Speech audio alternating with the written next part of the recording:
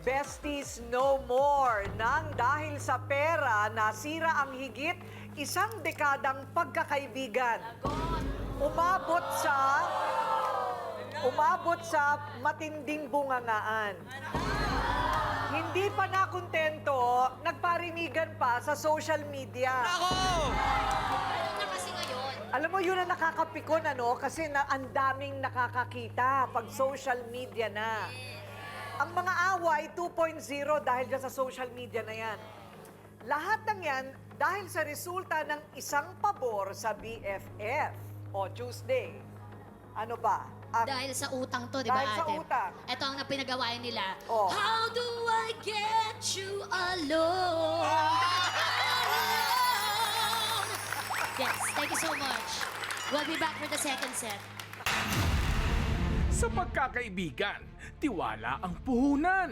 Pero, paano kung ang tiwalang yan ay nasira dahil sa utang? Narinig ko parang may nagtatalo. May utang si Lilian kay Diding. Kaya lang ginaranturan lang ni Diding sa palengke. Grabe ka, Lilian. Pagkatapos kitang tinulungan, binaliwala mo ko. Sa halagang 1.5, yun na naman pagkakaibigan natin. Hindi ka na naawa sa akin. Ding, ba't naman ganun? Pinahiya mo si Lilian. Sana pinausap mo na lang siya ng maayos. Ang masaklap, ang pambayad dapat sa inutang, nauwi lang sa bingguhan. Grabe ka naman eh. Ang ginawa mo naman sa akin, sinugod mo ako, pinahiya mo ako sa bingguan. Paano ako makakapaglaro? Wala nga akong pera. Lilian, sana naman kahit papaano, bayaran mo yung naging atraso mo kay Diding. Sa letrang B, babayaran nga kaya? O letrang O, promise me lang ang kahihinatnan? Sanggang dikit noon, pero kahit super glue yata, never na silang mapagdidikit ngayon. Ang besties turned enemies, Diding at Lilian harapan na.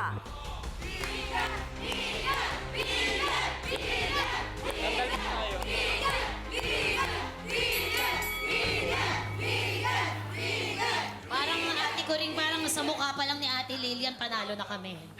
Nung pumasok talaga namang ano. Kilay lang ang lamang nyo. Kilay lang talaga. Talagang nadadaan sa pagka-fierce ng facial expression. Nanalo na sa facial expression, Lilian! Yan.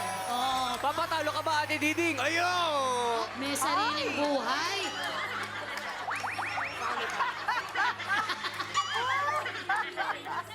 Wala pa akong... Partida, Kilay wala pa pang lang to, eyebrow yan. Ang tanga. Oh.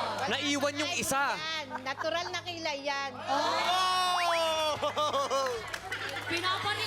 Pinaparinggan yung kilay mo, papayag ka ba? Don. Kahit na to, exclusive naman. Wow! Exclusive. Parang resort lang. Ay, nako. Talagang kilay is life.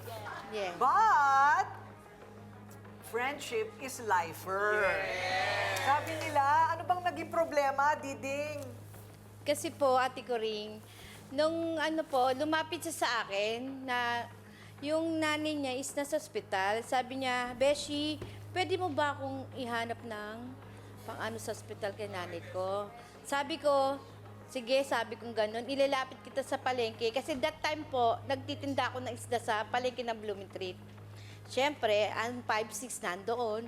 So, kung mga beshi ko siya, hinanapan ko siya ng mahiraman. Doon sa hiniraman pong Bombay.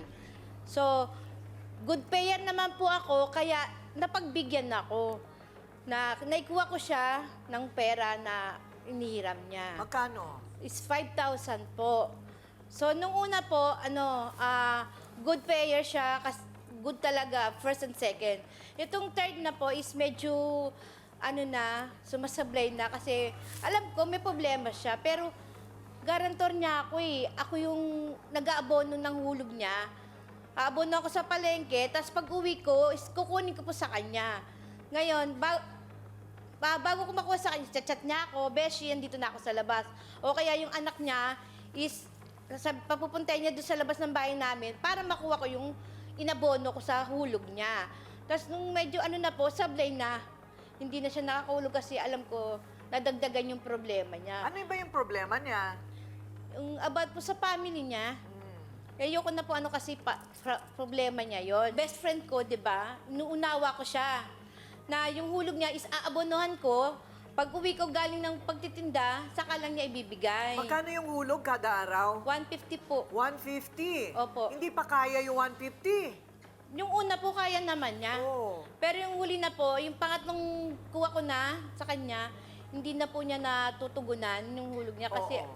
nagkaroon nga po siya ng problema. Araw-araw kasi yun, ano? Yes po.